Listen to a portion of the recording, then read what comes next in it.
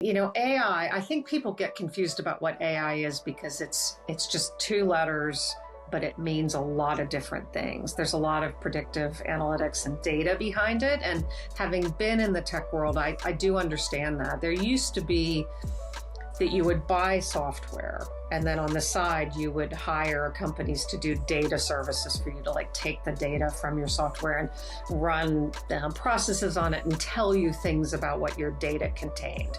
In the fundraising world, there were wonderful services around like these are the people with the most assets. These are the people who are the most likely to give to you.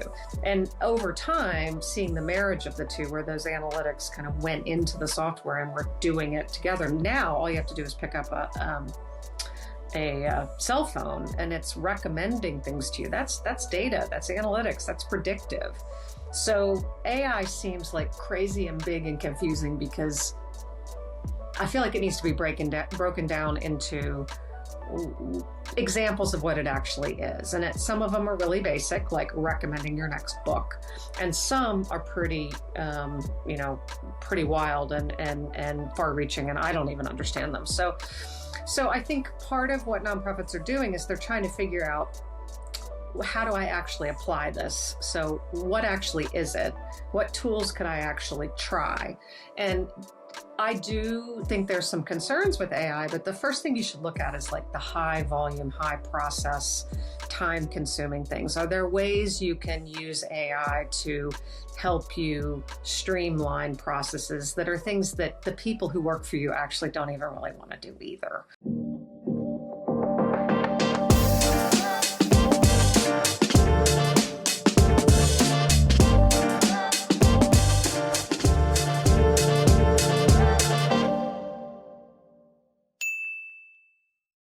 Welcome back to another episode here on the Hart Hustle podcast, another leader in the spaces of either nonprofit or healthcare, because we truly want to speak to those that are making an impact. And we got Rachel. Rachel, how you doing today? I'm doing great. Thank you so much for having me here.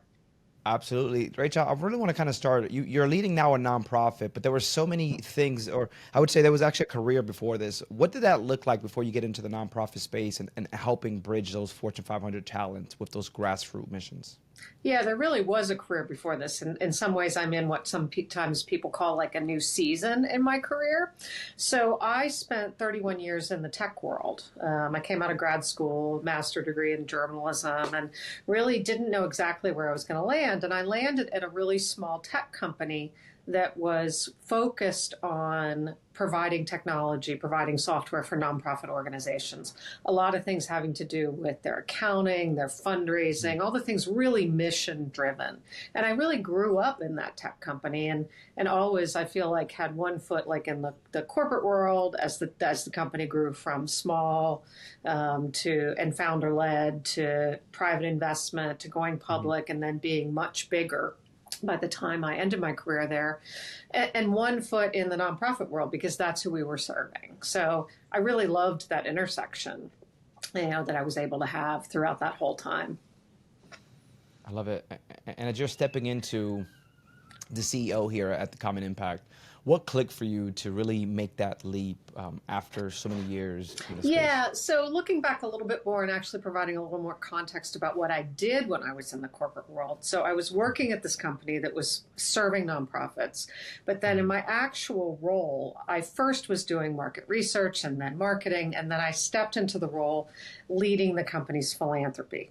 So I was leading how we gave back in the world and how we engaged our employees in volunteerism, doing a lot of work out in the market and also with our teams. And that's something I've always loved, like connecting with people based on what they're passionate about and then helping them take their unique skills and invest in their community. So I did things like placed people on nonprofit boards, got teams together to do volunteerism, and then led that shift as we went from being in an office and having different locations and different teams in different places to being 100% remote and doing that in a remote setting.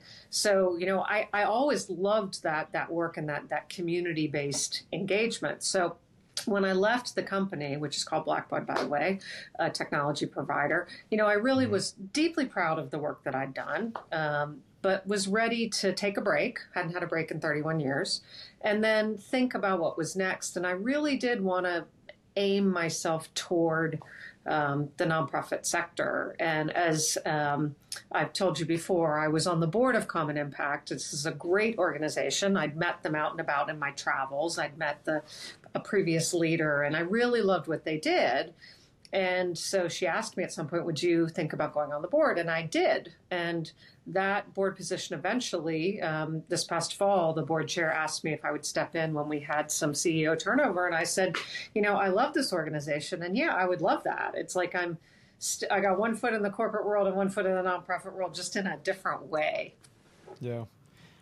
And what's something the public probably doesn't see about transitioning from that board member to actually running the show? Because that's two different mindsets there. Yeah, that's a great question. I actually think about that a lot. Like, what was my perspective and how did I feel when I was on the board? And what's my perspective and how do I feel now that I'm in this other seat? And I frankly think I have an advantage because I know the board members well and I have a relationship and connection with them. I'm very transparent with them, as any CEO should be. But there's a connection there because we were peers. I think what's different is that when you're in the CEO spot, you have access to information at a deeper level, and you're really in it. You're sitting in all of the everyday work. So you just get to see and experience things that sometimes are small but meaningful and important that a leader wouldn't necessarily know that the board would help the board to know. You get to know the people better. And I think being in person, we're a remote organization too, but we get together about once a month, and that's important. So it's the visibility to the whole breadth of information that makes the organization thrive every day. I like that. And you guys have a very, I would say, non-traditional script when it comes to volunteering. What does it actually look like? How is it flipping the script for those traditional volunteers? Yeah, so, we do something called skills-based volunteerism, and that is something that's been around for a while. But if you ask your average person or your mom or your sister or someone, about volunteerism, you typically hear about more traditional volunteerism, helping at an event or working within an office or doing, specific, things, helping to build a house, going to the food bank, packing food. And a lot of those things have to do with giving your time and sometimes giving your physical skills, labor, to make things happen. And skills-based volunteerism is exactly what it sounds like. It's giving the professional skills, the expertise that you have that's unique to you to help an organization be successful. And, it's a lot of nonprofits don't necessarily post listings for we need volunteers doing X, Y, and Z, like with accounting skills or with, they think about that when they're building their boards, but not in terms of traditional volunteerism. So we actually help scope and deliver skills-based volunteerism projects. And the customer is a corporate who wants to engage its employees in social impact work and also invest in those people themselves.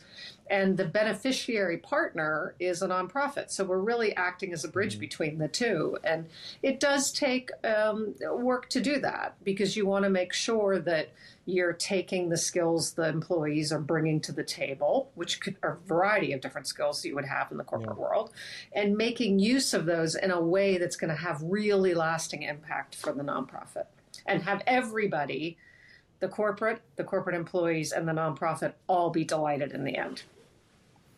I like that. And how about for those that are actually listening in a corporate role? How can their 9 to 5 actually fuel that social good without quitting their job or donating money? Yeah, it's great. I mean, it's when you're at work and you're doing your job and you've got your priorities that you and your manager or leader agree upon, and sometimes that can make you feel disconnected from the community that you're in. It can make you feel disconnected even with other people, in the organization, particularly if you're working remotely. And skills-based volunteerism is really wonderful because sometimes just using the skills that you have that you might take for granted every day and seeing them benefit another organization in the community, that can be really fulfilling. Like it can help you say like, wow, I had something that really helped them, that was a lasting gift to them, not just a moment in time. Some traditional volunteerism can actually turn volunteers off because they're like, well, I didn't really do that much. I just came and I helped clean up, or like that, can I do something that helps you more? Mhm. And when you do something like, for example, like you help develop a social media policy for an organization, they're going to use it for years. You're like, well, that was not hard for me. But gosh, that was Mhm. really helpful to them. So there's that. There's also this whole thing where you can develop new skills.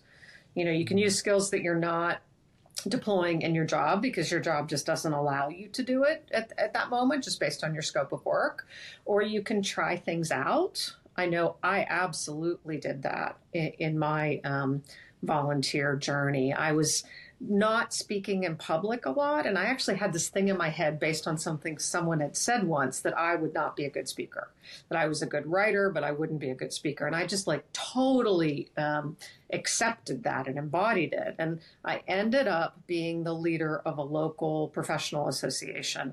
I got on the That's cool. board. They asked me because I knew about event management, and then eventually they said, hey, would you be the president of this? And I said, oh my goodness, like, sure.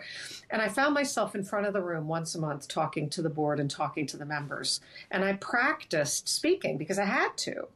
And I figured out, like, Yeah. I actually like this. Like, this is fun. This is something I think I could be good at. And so I built that muscle, not through something I did at work, but something I did as a volunteer. And then I ended up using it, very much using it in the final part of my career in technology. And now I love helping other people find their voices and speak, because it's just something that we could all learn how to do. So there's so many benefits I could go on for forever. And now, you're here on the podcast having conversations while we have people that can watch at any country.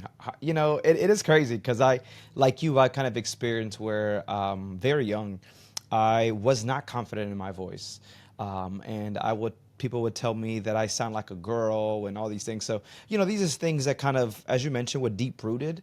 And I Mm-hmm. remember it was an opportunity that I had at one of my corporate jobs to actually facilitate. And Mm-hmm. I thought to myself, like, I never thought, people always say, you should be a teacher, you should do this. I'm like, never. Here I am facilitating classes to Yeah. adults now. But I always thought when doing so, there has to be something for me. Like any job I ever went to was like, what's in it for me? What am I learning? To me, you could go to college and learn black and white, but when it comes to hands-on, you learn that going to a job. And it was being more confident as a speaker, realizing that, oh, wait, my voice does have, value. The way I command a room, the way I can speak to different people and what that actually looks like. And I'm pretty sure that's what you learned, Rachel, which leads you now to be a president of this organization, speaking Yeah, to I mean, it people in really corporate does. jobs. You do learn by doing, and I believe everybody has a story, but when you're Hmm. younger and coming up in the work world, sometimes you feel like, well, I don't really have anything to say. And it's like, well, yes, you do. And taking that step can be nerve-wracking and nervous, but it's really a great thing to learn how to do. And speaking on stages, I don't think should just be limited to people who have the big titles. And we Yeah, need to start it young and help cultivate that. I love that. I want to go back to what you mentioned, though, what you guys are doing that's really unique. Can you share a story where someone actually brought their skills to a nonprofit and really changed both sides of the spectrum? Maybe they're a 9 to 5 corporate job, but as well as the nonprofit space. Yeah, so there are a lot of different stories, but like for example, we've Mhm. worked with Fidelity for 20 years, and they invest in a bunch of different business units across their company. And there are people who work in a tech area who've done this Mhm. year after year and align with a nonprofit and help them. So group of people at Fidelity putting their heads together and helping an organization do something. And whether it's Fidelity or Allstate or JP Morgan or any of the other organizations that we work with, they're either doing something over a period of hours in a day, or over a period of months where they're doing a longer term project. And that project could be something like, we're going to help develop a matrix for you to help you determine how to pick the best CRM software for your nonprofit. These are the things that you should look at. These are the things that you should evaluate. And so they, using their knowledge as tech people, they can put this together and make that decision for the nonprofit that much easier. We have examples of teams implementing technology, of developing employee handbooks, of doing website assessments. Like, we're going to assess your website and tell you the things that you would need to get done and essentially how hard or easy that's going to be for you to do it. Yeah. There are so many different stories. Sometimes it's even just one or two people aligning with an organization and helping them develop a new marketing plan or a new way to talk about a campaign. But it's definitely a partnership. It's the partnership of the skills and the people on the corporate side and the nonprofit. It's not like the corporates come in and say, we know what's right. They say, we have these skills, you have this challenge, and we're going to work together with you to help you get to an outcome that is going to really help you. And, we do, if you're familiar with NPS scores, how likely are you to recommend this work? What do you think about it? The NPS scores, both on the corporate side and the nonprofit side, for the work that we're doing are so high. And even better than that, it's that feeling of pride and accomplishment that they did something that was meaningful and had impact. And, not everybody gets to go to work every day and feel like they have impact and meaning in what they do. So this really helps add to it. If the Hart Hustle podcast has ever sparked any idea or made you think differently, do us a favor. Make sure to guys share this, post it on LinkedIn, or even text that nonprofit friend that you just have. Whatever works, this is what keeps the conversation going and allows us to just grow this community together. Seriously, we appreciate you. What are some of the changes that's happened, as you've taken the head of the table only for a few months, that has really changed the trajectory of what you guys are doing as an organization? What leadership did you bring to it, and what is happening? Yeah, I think I'm a very transparent person. And so I've really focused on getting to know the people of the organization, because they're the ones doing the work. They're the ones working with the customers and getting these such great reviews from both our customers and our nonprofit partners. I focused on really listening to the market and understanding what's happening out there. We all know it's a kind of up and down, hard to know what's going on right now sometimes with all the different changes that are happening, whether you're looking at the stock market or whether you're looking at government. You just have to have I try to bring a sense of, we don't always know the answer, but we're going to figure it out together perspective to the work. And I'm just really delighted and thrilled to see with the corporates that we work with, the real commitment that they have to this work, the belief they have in it, and the way they understand that their people now more than ever actually really seek to do this work. So I don't know. I don't feel like I'm bringing anything special except listening to the wonderful people who do the work, trying to help them do it well, trying to stay out of their way, help them remove barriers. To me, that's what leadership is like helping other people be really successful. Yeah.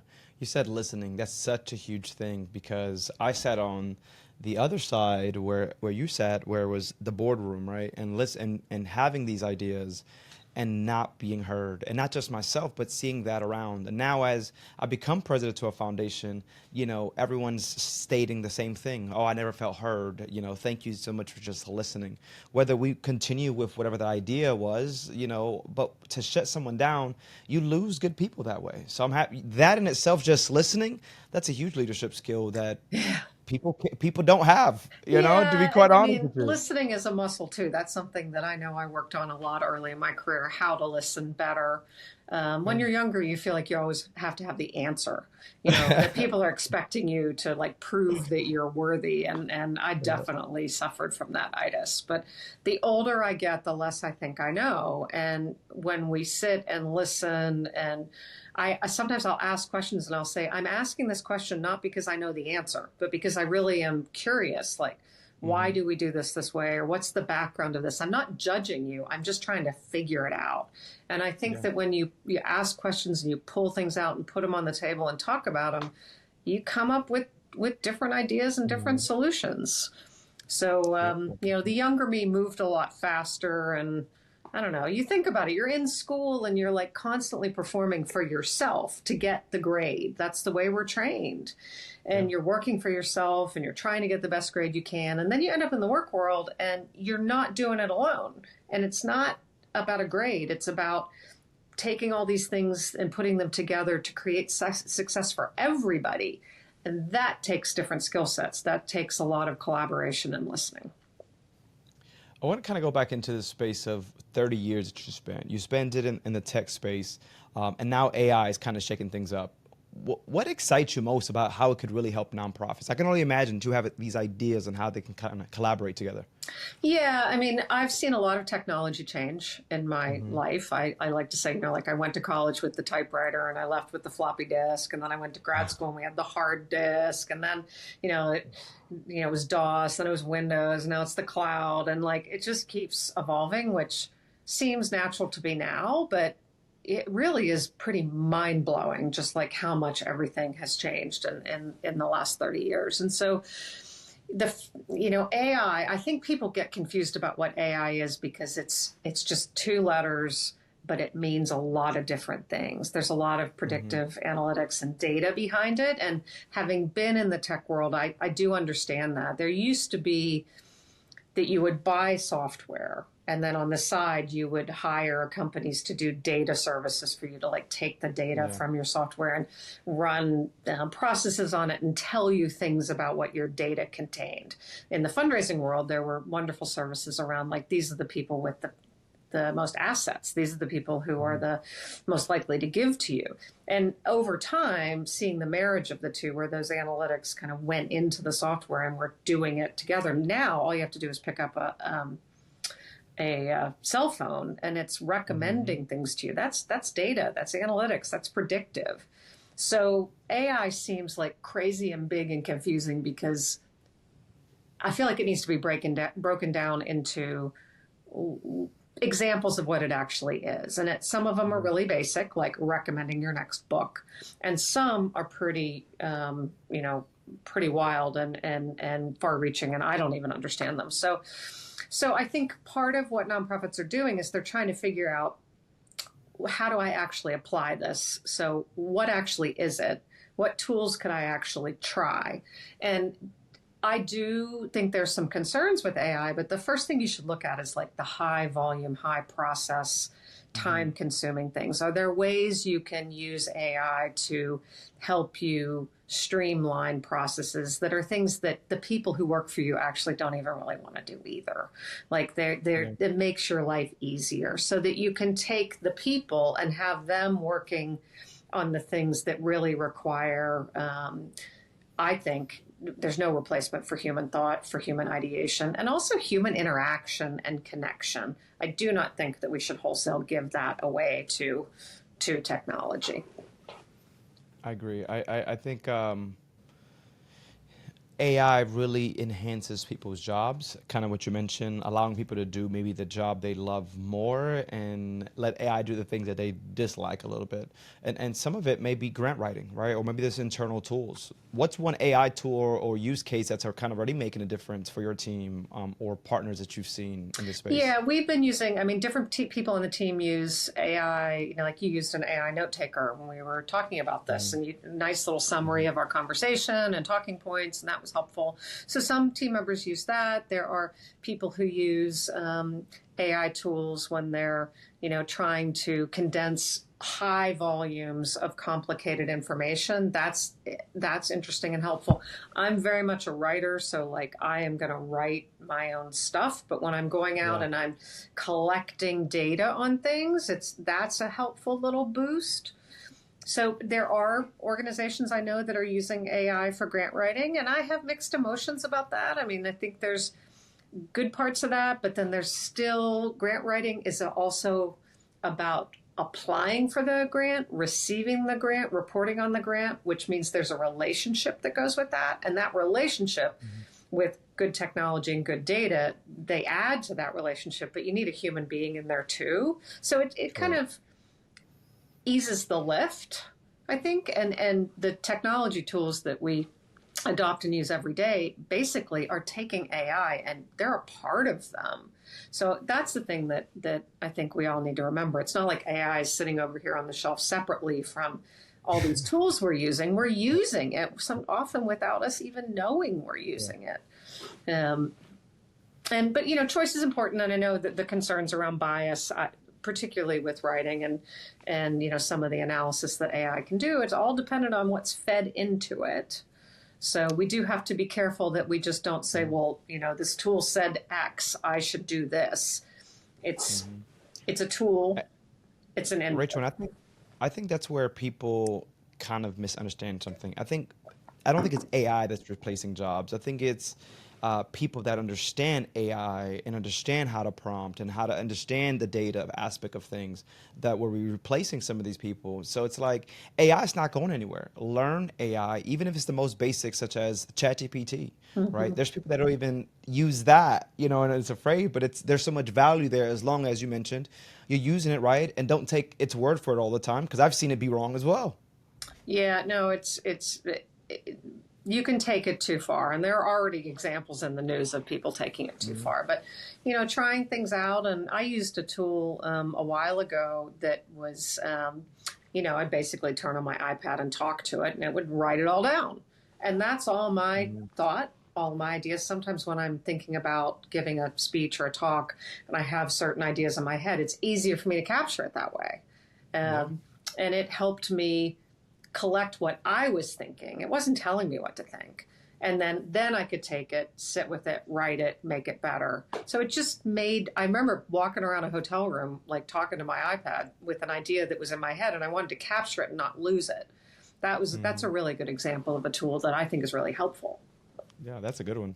That's a good one. I do that all the time. I'll sit here with AI for hours just trying to figure out, like you said, you have these ideas, but it's how do I piece it together, whether it's a selling point, whether it's a story you're trying to tell. And when there's just so many cool, possibilities when it comes to AI. And I love that you come from the tech space and understand that there's there's definitely a lot of use cases that we could utilize this in the nonprofit spaces, and maybe a lot of nonprofit leaders don't see it that way yet. Yeah, I Um, think there is a lot of positive discussion about it, but there's also just a lot of like, not fear of the unknown, but there's just technology moves so quickly and it's moving quicker and Mhm. quicker every year. So it's almost like it's hard to keep up. And AI is definitely like that. It's getting, the tools are getting Mhm. better and better and better or doing more and more and more. And it's like you got to stop. Nonprofit leaders have a lot on their plates, and so they have to take the time to stop to figure something out, and that can almost feel overwhelming. So I think it's important to keep an open mind, to try things out, but also not to rush to use something that you don't understand yet. Mhm. I think we have someone in our organization who is really savvy with tech, who is just at the nonprofit technology conference, who is the person who we're saying help us understand it. Come to our internal sessions and talk to us about it. Educate us because That's it. that will help the whole group move faster than if we were all trying to figure it out. 100%. Yeah, the education piece, I think it's where it's at, especially in the nonprofit spaces, is finding leaders that could, whether there's a workshop or finding, establishments that can just talk AI. Because there's so many different AI tools and people think that it's just a co-pilot or it's just a chat GPT. One, people don't understand even how to use that. So an education on that and how to utilize it. But it is everywhere. But if people don't know about it, it's kind of hard for them to implement it. And this comes to all organizations, nonprofit, healthcare, just in general. Yeah, I mean, I having come from tech, I'll tell you that it's incredible. Nonprofits require some of the same infrastructure needs that any business would have. And so it's important to have someone on the team at a nonprofit that is very tech savvy, that understands the systems that the organization supports on. Sometimes Mhm. it's more than one person. Sometimes it's Mhm. a whole team. And if you think you can, deliver on your mission well and not use technology, then you're really not living in today's world. So Yeah. that's not new. AI is just the latest piece of that trajectory. Love that. What would you say to that one leader who's actually listening and really thinks, I love to help, but I just don't know how my skills would translate? What's your word for them? You know, I think that they should take a step back and understand that if they are in a company doing any level of job in the corporate world, they have skills that people could use and get great value from. I think that it's something they should express to, whether it's in HR or corporate social responsibility, whatever part of the company they work for that engages in volunteerism, offers events for people to do, is to ask, do you have skills-based volunteerism opportunities that I can do? Is that something the company would invest in? I know companies do engagement surveys. That's a great way for employees to say, hey, I'd really like to take my involvement a step further.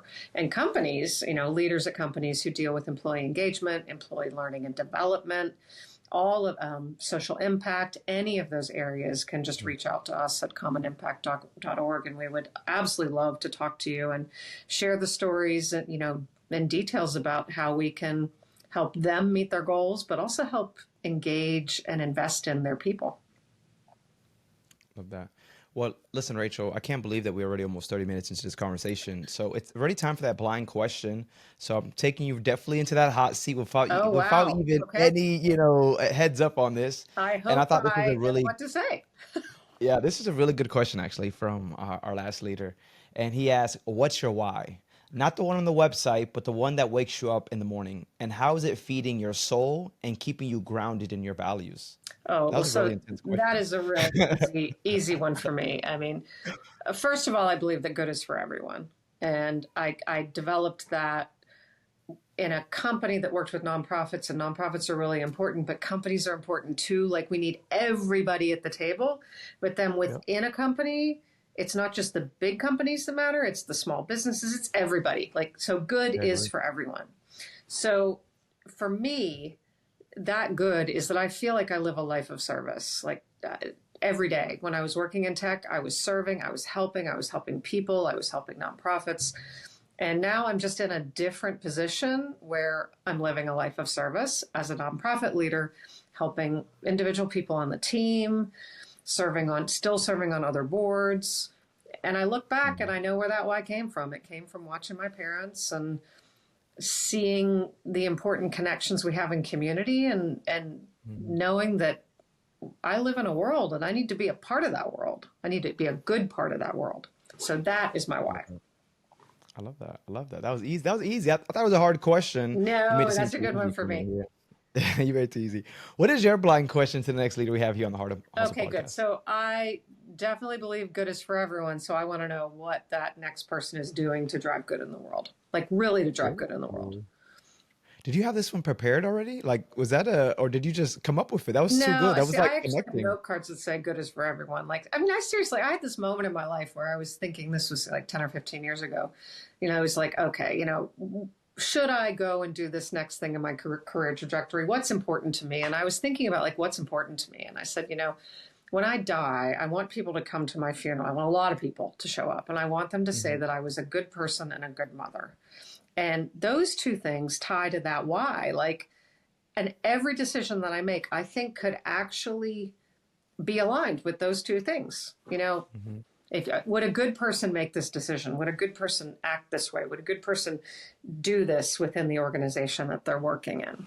You know, so I think I got old enough to the point where I actually thought about that. I love it. That was so good.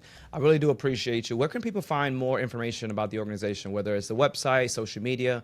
Let them go and know exactly where to find you and just more about the organization itself. Yeah, so you can find Common Impact at commonimpact.org, and we're a nonprofit organization ourselves. Think of us as a nonprofit consultancy that acts as a bridge between companies and nonprofits, and we leverage the employees of that company and their skills and match them up and scope and deliver skills-based volunteerism opportunities for them. They're wonderful opportunities because they help, as we talked about, help people use skills that they might not use in their own work, Mhm. develop new skills. Really great way to develop leadership muscle, and at the same time have that company do great social impact work. Sometimes it's going deeper with organizations that they give money to. They might give grants to organizations and they want to do more and help them be even more successful. And that's skills-based volunteerism is a wonderful way to do that. So we have really mission-driven people on the team who really believe in this work, and they're experts at it, and they love to be that kind of bridge and moderator and consultant between the two, to do this really meaningful work. And, you look at the work the world that we're in, and it's both global and hyper-local, and we need ways to connect it together. And that's really what we do to drive impact. So you can always find me on LinkedIn. It's very easy. I'm just Rachel Hutchisson, the easiest person in the world to find. And you can also follow us on social media as well. I love it. Well, Rachel, thank you so much for your leadership, for all the gems you dropped here today. Thank you for being part of the Hart Hustle podcast and just joining the leaders and sharing insights on the nonprofit space. I think something that's overlooked. People don't realize that there is a business in a nonprofit. It truly is a business, but we need better, I wouldn't say better leaders because we have great leaders, but we need more leaders to join the fight of making this world a better place, a good place, right? Yeah, for sure. We need everybody at the table. Whatever you do, whatever sector you're in, we're all interconnected, and what we do matters. I love it. This has been the Hart Hustle podcast, guys. Make sure you guys like, subscribe, and comment, and tag another founder or another leader in this space of your community that you want to see here on the Hart Hustle podcast. My name is Ephraim. This has been Rachel. We'll catch you guys on the next episode. Later. See you later.